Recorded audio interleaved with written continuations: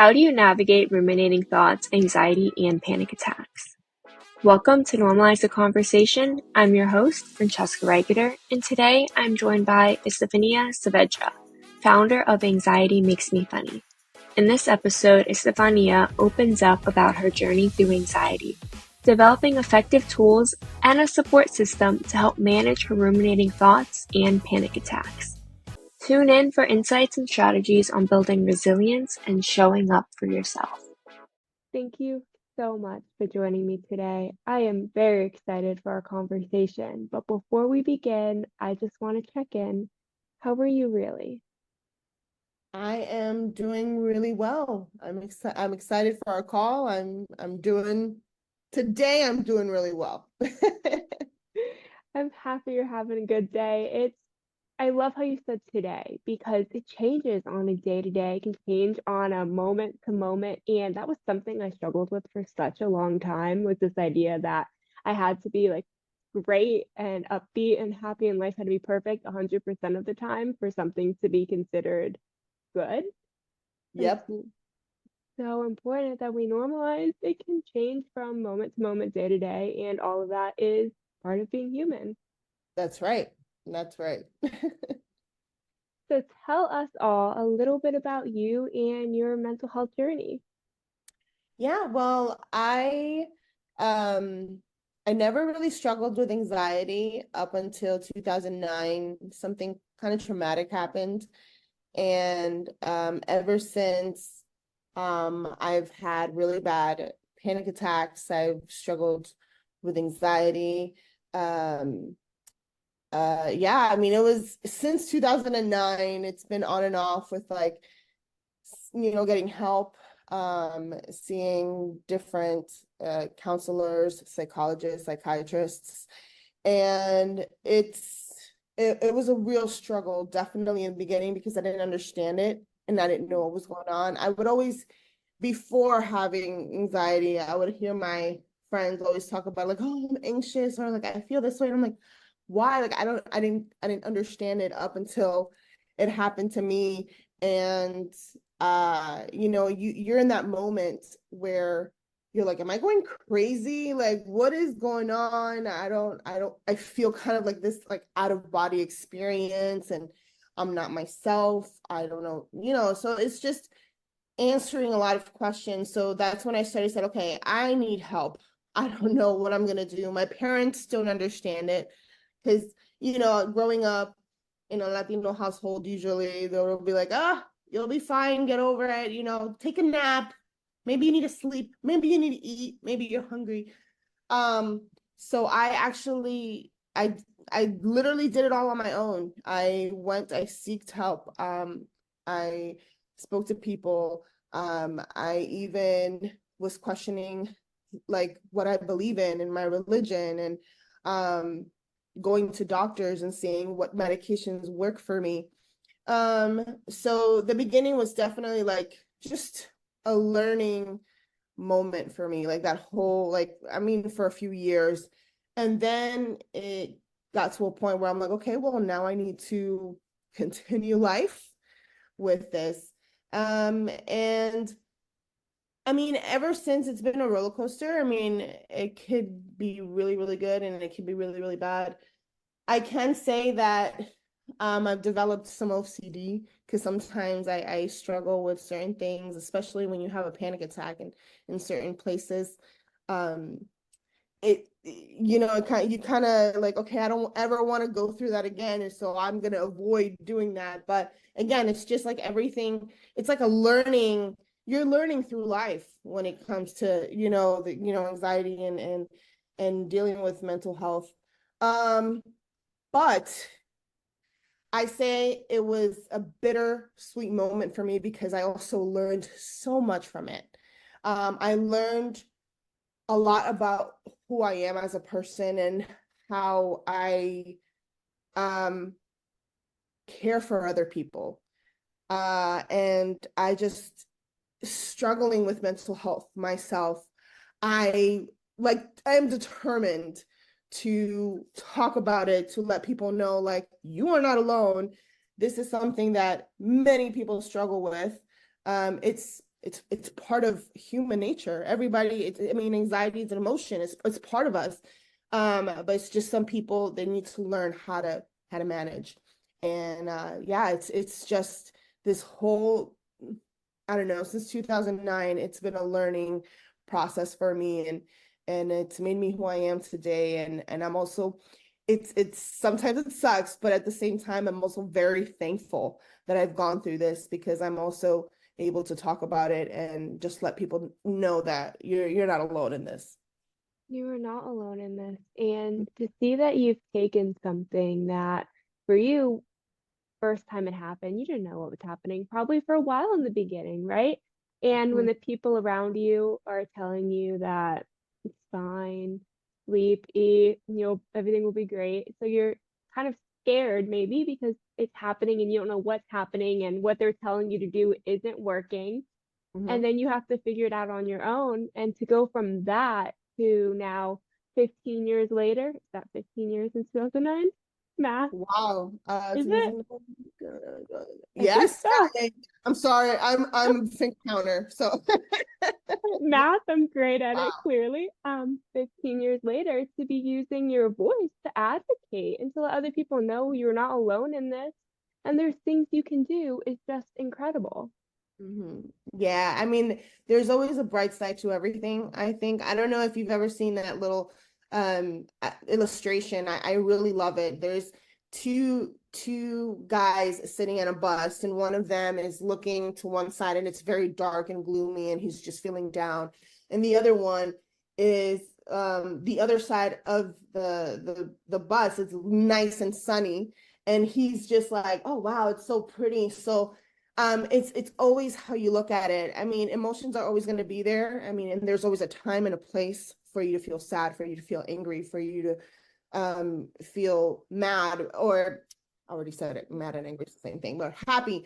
But emotions are there for a reason, but it's just the way and how you look at it. There's always a positive way in that. Like there's always a good in every bad situation. I think I see it.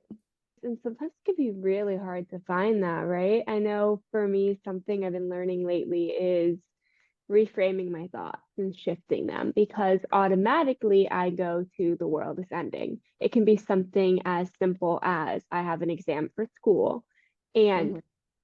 part of going to school, right? It's not something that's ever going to change. Hopefully it does. Like, hopefully we're not putting that much pressure on kids. I wish they didn't do that to us. However, I get it. So, but to me, that can be the world is ending, waiting for like that grade to come out and learning that the world is not going to end.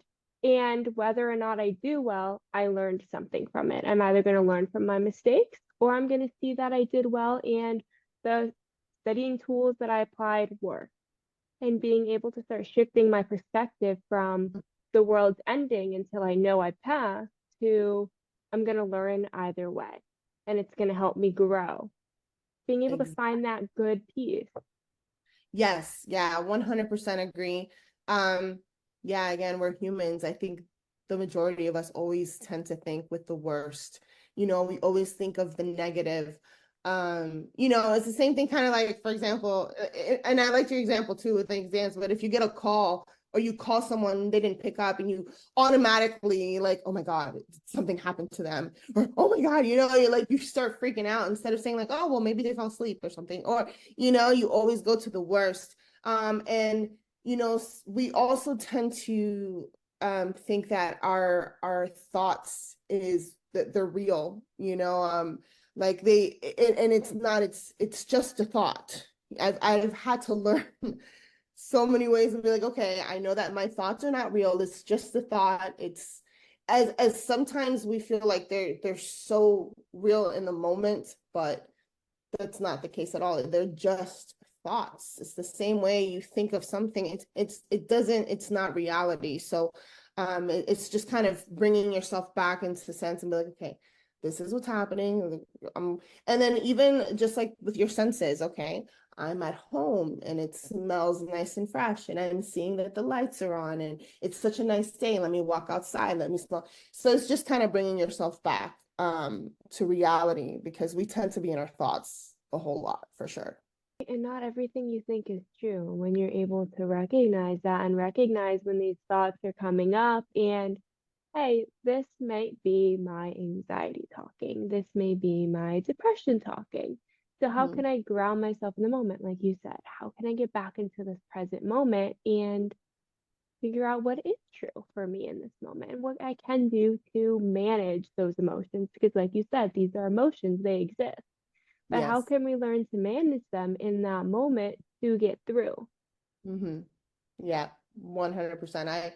Um, for me, a senses thing, like my five senses are very important. I start to, especially when I drive, I tend to get anxious at times, especially at nighttime. I don't know why, but I'll listen to music, or I'll start singing, or I'll listen to like an audiobook, or just get myself, or call somebody, talk to them, make them laugh. Think of something funny, like, oh, you know what? I remember this time, blah, blah, blah. I think my biggest one too is just making people laugh, seeing something funny, or even coming up with sketches or something funny. I'm like, oh my God, this would be hilarious. I'm really anxious at a red light right now. Like, what could really happen? So I just, start thinking of sketches, thinking of things that I could use for my content. Um, so I think that's one of the biggest way that, my social media has helped me with anxiety. Your business's anxiety makes me funny. Thought it was amazing because laughter, sometimes it's learning to laugh at ourselves, sometimes it's learning to find some joy and something funny in the situation. And when we learn something that works for us, and I love to laugh. That's what I do. I call my friends and try to find something. I'm like, make me laugh. Tell me something silly and funny. Or put on a good TV show. Friends is always a go-to. Right now I'm Yeah. watching Frasier actually. It's my new current Oh, go-to. yeah, that's a good one. Right? That is It's a so good good. one. Finding ways to just laugh in the moment and kind of decompress. I don't know about you, but for me, when I laugh, it kind of is like that, right? All that tenseness just disappears for that moment. It really does. It's a huge distraction for me, for sure.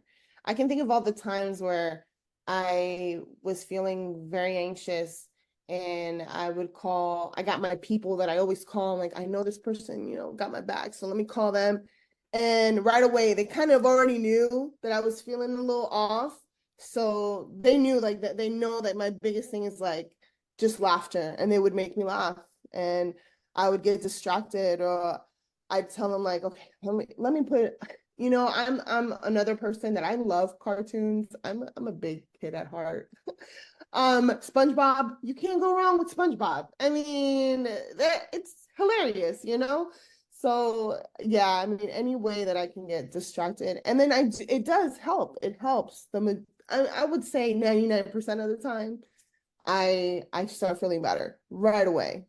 And that distraction that makes you feel just a tad happier because it can be so dark when the thoughts appear, when the depressive thoughts are appearing, your brain's ruminating in a million different directions, finding something that not only distracts you, but kind of flips your thought process naturally and turns it into some laughter can just make genuinely all the difference. Yeah, yeah, for sure. The other day I ate a really spicy chili, and I was like starting to cry. It was like real bad. Like that's another fear of mine, just like eating something very spicy. I'm like, I'm gonna have to go to the hospital. And I started crying. My husband's like, he starts cracking up. And at first I got so mad. He's like, babe, you're freaking out. It's gonna pass away. Just drink some milk.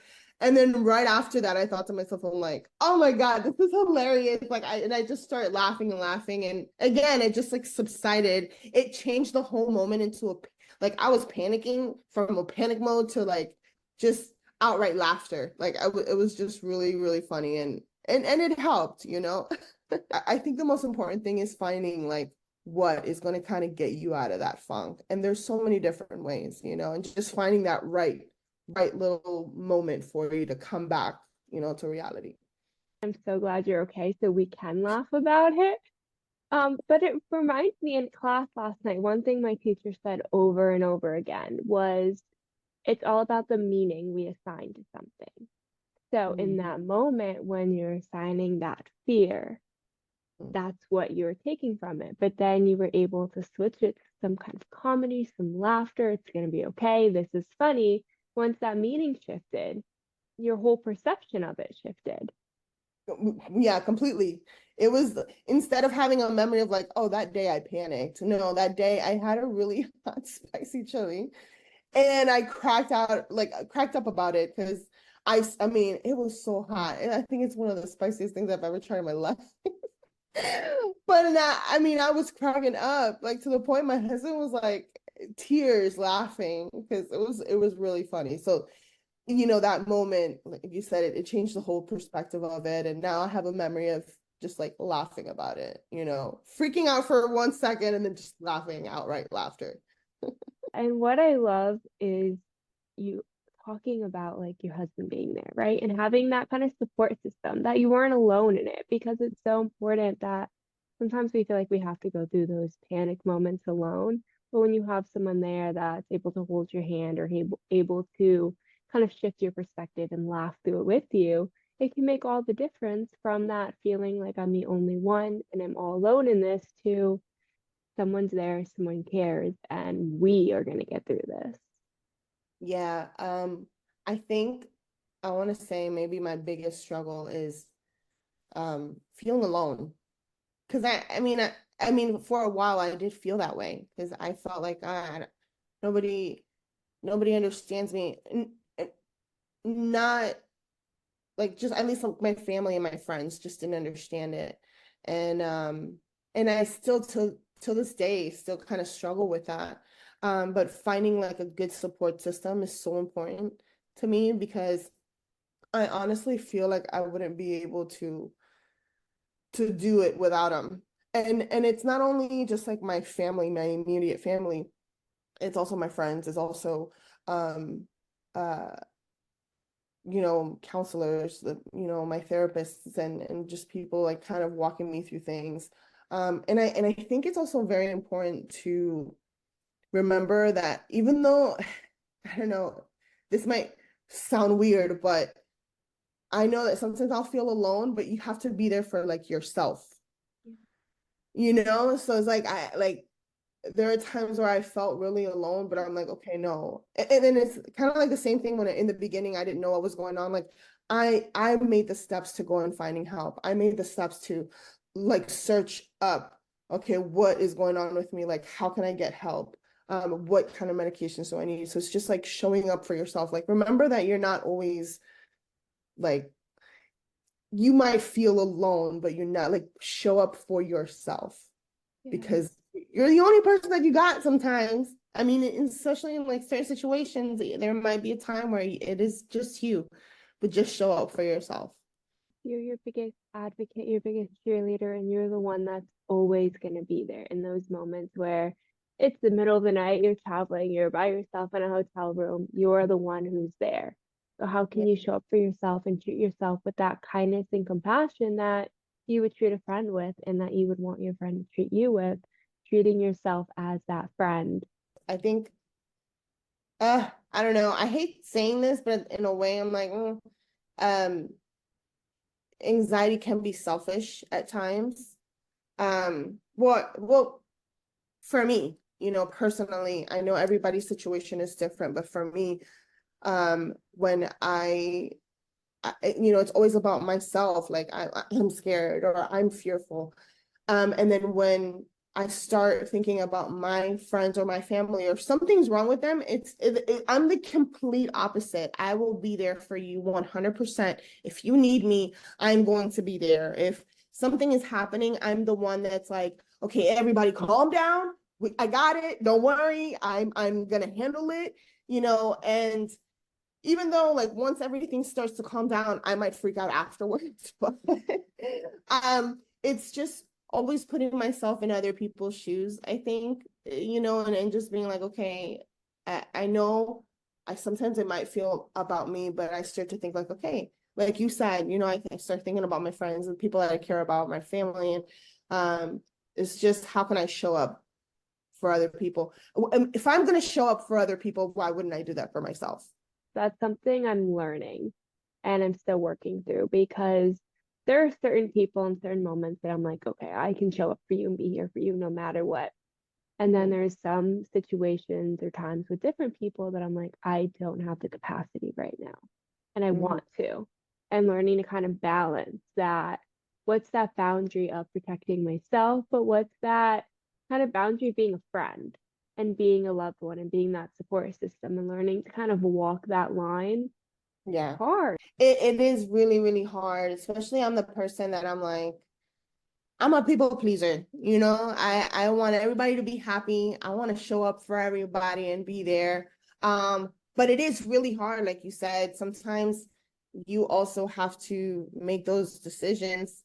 Might be harder than another person to say no to someone, but you know, it's just you just got to do it. You have to see what's gonna be best for you. But it's definitely um I don't know, for me, I try to always say like, okay, I want to be there for people. But then I have to think to myself too and be like, okay, well, since I'm showing up for other people, I have to be there for myself too and see what's best for me as well. Because if you don't, it's kind of like going on a plane and you know, they always tell you like you have to put your mask first before you help other people. You have to also show up for yourself because then you won't be able to help everyone else, you know? Yes, exactly. And I know for me with that, it's been really hard to understand that it's okay to put my mask on first and I don't have to beat myself up for doing Yeah. that. Right? That's Yeah. another thing I do is I like to make myself feel so guilty for being there for myself. And like you said, if you're going to show up for other people, why wouldn't you also show up for yourself? You deserve to have that support you give to others. Yes. Yeah, it really is. I think there needs to be a balance for sure. Um, because again, like I said, the anxiety for me could be really selfish at times. And that's when the guilt comes in, like, oh my God, everything is what was me, it's all about me.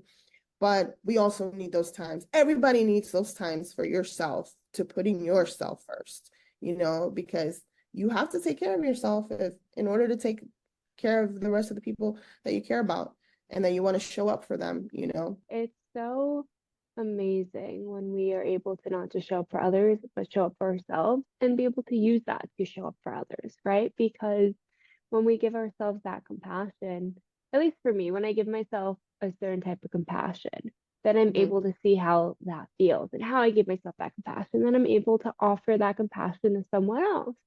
And it's kind of like a cycle, or I give someone else that compassion. I'm like, wow, I wish I had that compassion and learning to give it to myself. So it's been this great cycle of having that support system, people learning how to offer me that support and compassion, and me learning how to offer it to them and to myself. Yeah, yeah, it is. It's, I guess that's, you know, being compassionate, it just really makes the world go round, you know, and then, you know, it's like you see something and you're like, dang me, like you said, you know, oh, dang, I kind of want to show that compassion to someone else.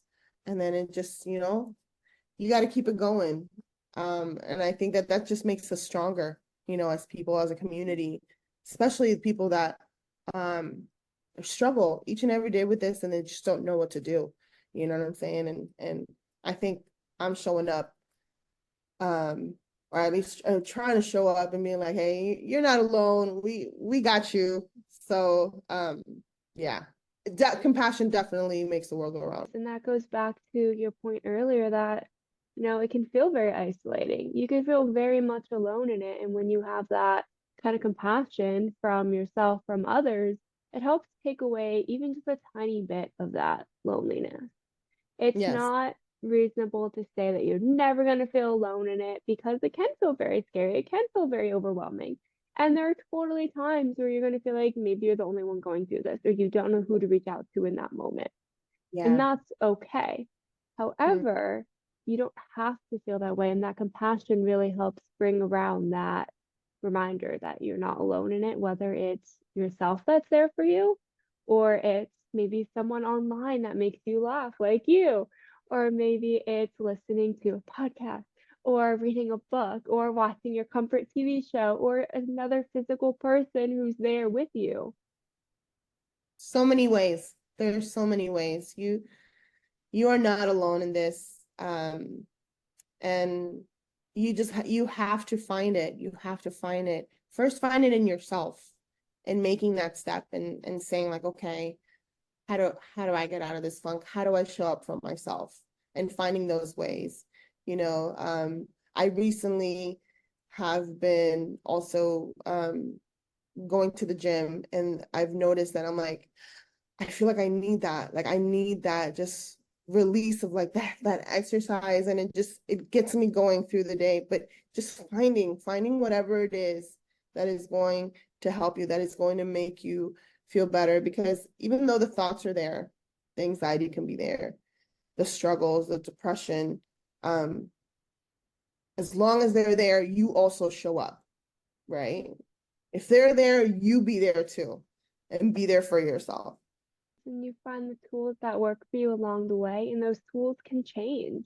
From Mm-hmm. time to time, you can find new tools that work for you better. For me, for a very long time, I was very much like, I just need to go for a long walk. And once I go for that long walk, everything's fine and great. And that really does help me to this day, absolutely. But I've also learned something that's helping me even more right now in combination with the walking is journaling and having like specific prompts. My prompt last night was tranquility and what that means to me. And when that gets disrupted in places I can find it again. So finding these small different things, journaling worked in the beginning, then it did not work for a while. Now it's starting to work again with specific prompts. So it's finding what works for you in the moment, knowing that it can change a million different times and that's okay. That is okay. Yeah, I know some people can struggle with like maybe some people are like, okay, this is my routine, this is what I do. And sometimes that, like you said, it might not work and you're gonna have to kind of shift it. And change is good. Change is growth. And you just gotta find something that's, maybe at that moment, whatever you're doing, it's not working like how it did, for years, and you just find something new to do. And that's okay because it's you're learning something new. You're um like I said, it's that growth in you and changing, and we're always changing, we're always evolving, and that's okay. It's a great thing. It is a great thing, and it's so important to accept. That was Mm-hmm. something in the beginning, post psych ward for me. I was very much, I need to control everything. And my routine was like all the way down to like, I'm gonna have this cup of tea at 10 a.m., then this cup of tea at 1 p.m. Like my day was so structured. And as I continued to go through my healing journey and had some progress and then some steps back, those changes started happening, what would work and what wouldn't work. And I didn't having that much structure was not helpful anymore because I needed to be able to learn to adjust. And it was so hard, especially when you want to control every minute of your life, to accept that things change and that's good. It's good for to have change and it's good to learn to adapt to the change. Yes. Something I'm still working on, not something I've mastered in any way, shape, or form. But it's so important. You know, I think it's also really important to have a routine, I think, and having like, okay, I want to do this, and this, because I'm the complete opposite. I have no routine whatsoever. And I think because I don't have a routine or something where I'm a little disciplined and like, okay, I'm gonna do this day and this day, um, I feel like I can't get anything done. So I'm like, well, might as well not do it then. I don't know what to do because I have no routine. But I think that again, it's like needing to find the balance, in that. And it's okay. Okay, you know what? I missed something at 10 o'clock, and that's okay. But hey, I got something I wanted to do at 3 o'clock. Go ahead and do the thing at 3 o'clock, but not beating yourself up. And that's something that I'm actually learning too, is like, I mean, I don't have to have a 100% structure in order for me to do things. And before I was like, okay, I want to do this, but it would never work for me because I'm not a structured person. But accepting the fact that like, okay, I want to make this little change and adding this to my routine, and then sticking to that for a while, and then maybe adding to that, and that's okay, you know? So I think that's what's been working for me, and accepting like, okay, I know that I'm not like this organized, like to the T schedule, but adding little things has definitely worked for me. So It's all about finding that balance and what works for you, your lifestyle, your time, your routine.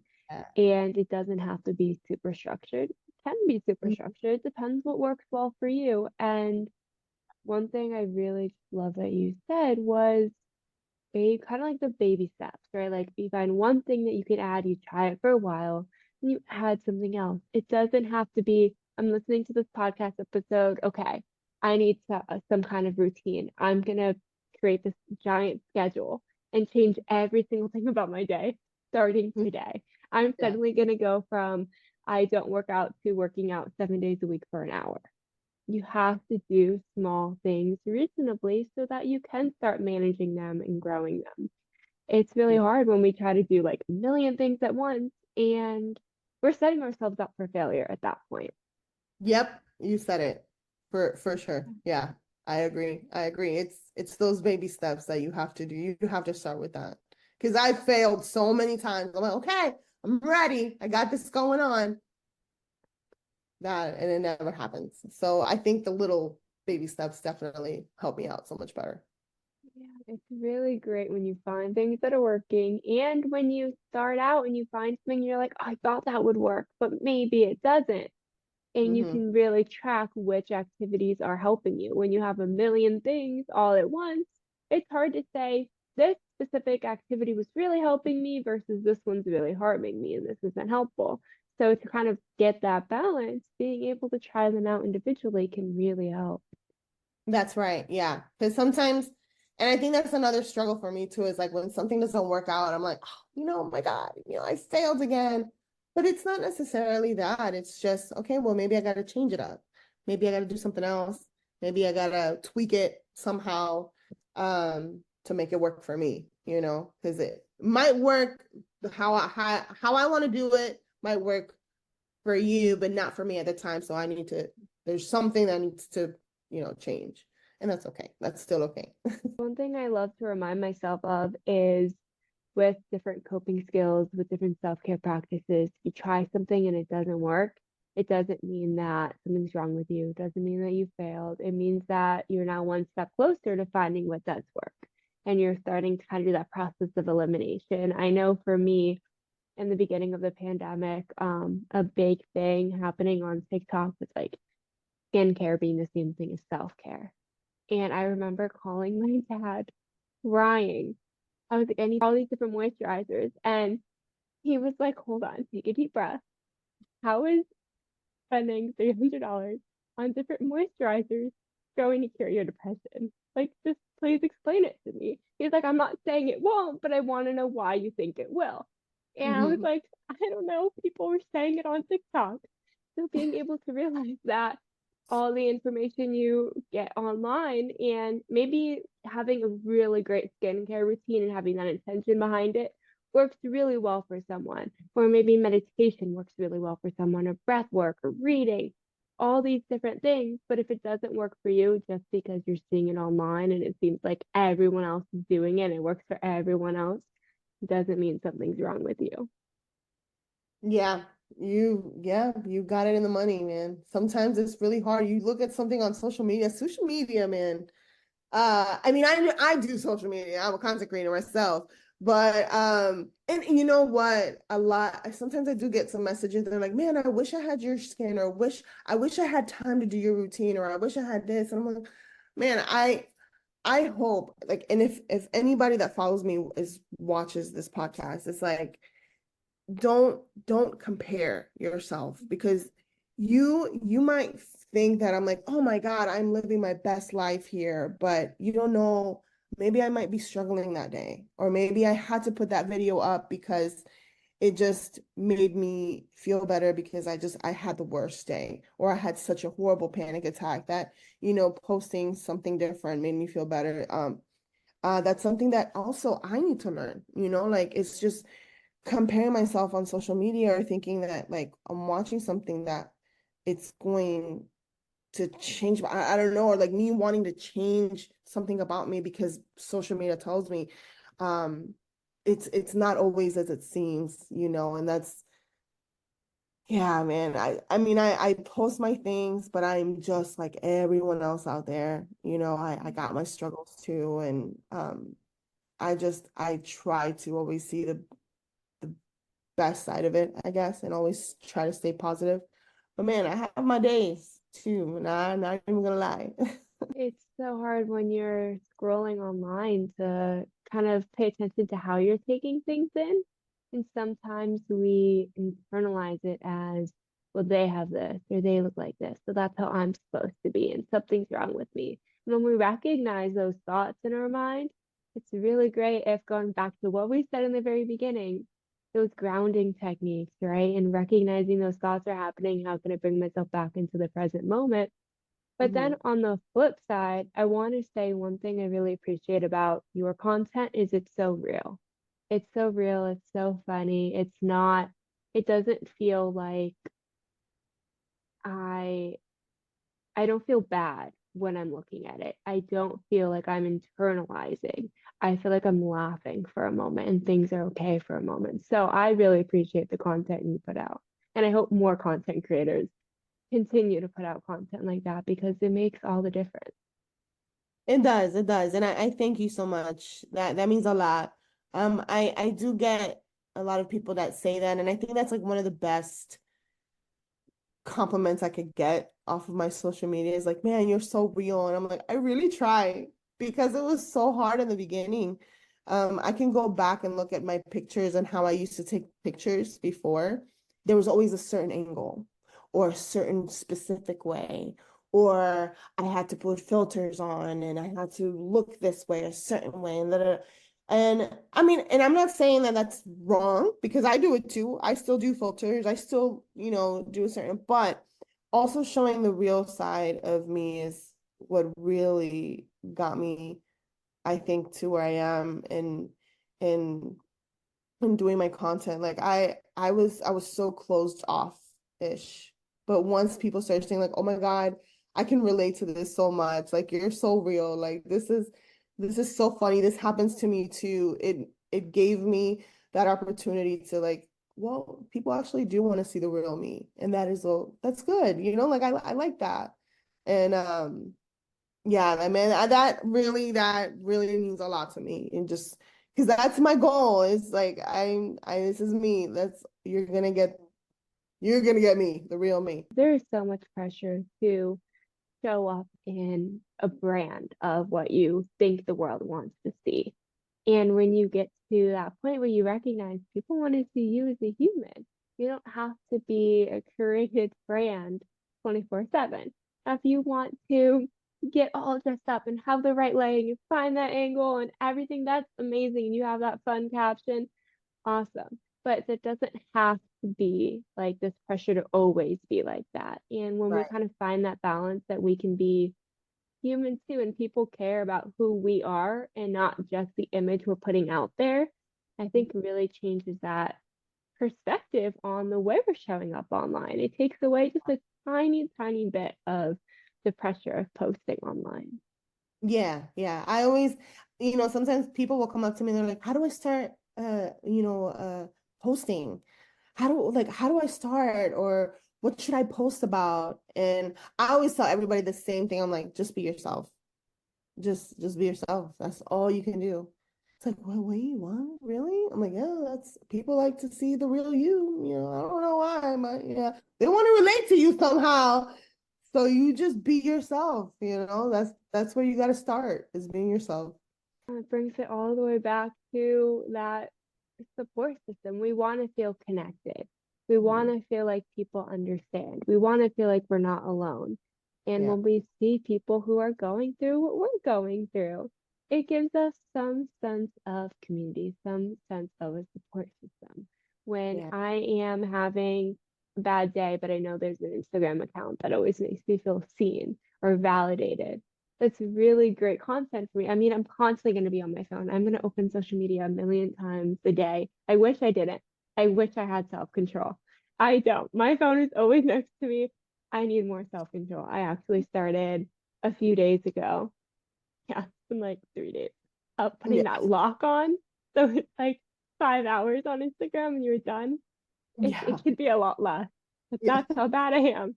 So learning that there's certain accounts that I can go to see these accounts make me feel validated. These accounts make me laugh instead of just scrolling aimlessly and on my Yes. explore page seeing all these accounts that make me feel inferior. Oh man, I really like that. I like that you're doing that because, and again, that is something that I struggle with too. That sometimes I'll look at a page and I'm like, oh my God, like why do I feel horrible?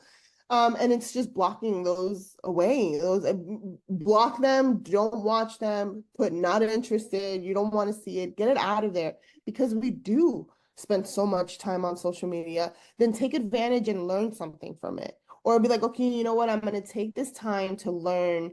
I don't know, maybe you want to start cooking. Like, okay, let me look at cooking stuff or recipes or eating healthier. Or, man, this person, one of my, okay, I have to give a shout out to one of my really close friends on social media. Her name is Jenny Solares.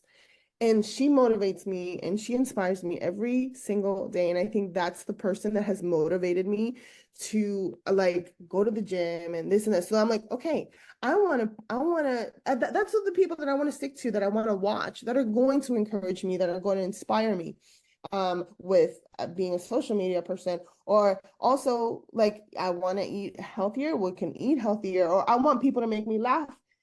You have to really, I really like that you're doing that. And I think that's great. It's just finding those things that are going to help you grow as a person, rather than bring you down, because you'll have like there's so many stuff too that it's just like it brings you down and you can't even tell because you're scrolling so many hours on social media. It's just, but yeah, I agree. I like that. It's all about finding what's right for you. And we tend to feel like there is not a lot of things we can control online because what comes up is what comes up, but the algorithm. However, we can, like you said, click not interested. We can block, we can restrict, we can mute accounts. It Mhm. doesn't, we have a little bit of control. Can we completely control the algorithm? No, unfortunately not. But can we have a tiny bit of control over it by the types of accounts that we're scrolling through and liking? Those are likely to be what's going to come up more for us. So being very mindful with how we're scrolling and the content we're taking in can make a big difference. It can just make a big difference in feeling alone and feeling like no one understands you to feeling like there's the whole community out there who gets it, who's gone through it too, who's going through it, and together you can find what works, or you can laugh, or you can smile, or you can grow. 100%. I agree too. Yeah. It's it's it's a struggle, but I mean, you could definitely make it happen. So, yeah. Yeah, you really can. You've been absolutely amazing. As we are wrapping up, can you tell people how they can connect with you? Yes. You can find me on Estefi Savvy. You can find me on TikTok, Instagram, starting YouTube Shorts, kind of there. Steffi Savvy all throughout social media. You are awesome. One last message of encouragement and hope you can give to someone who's listening, who's maybe just recognizing, hey, I'm struggling and I don't know what to do. I think what we were talking about is just showing up for yourself, you know. Sometimes there might not be those helpful resources, or somebody might not be there for you, or you might feel alone.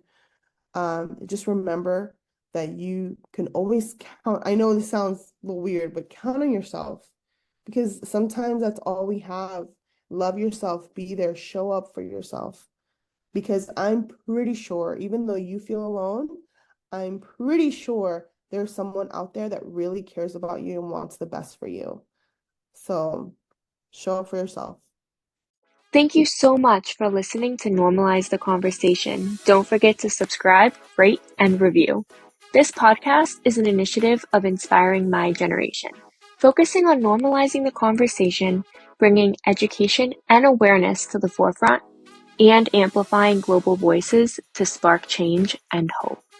Inspiring My Generation is a 501c3 nonprofit organization on a mission towards suicide prevention through awareness, conversation, education, and support. Connect with us on Instagram at Inspiring My Generation and visit our website inspiringmygeneration.org to learn more about our work and how you can make a difference.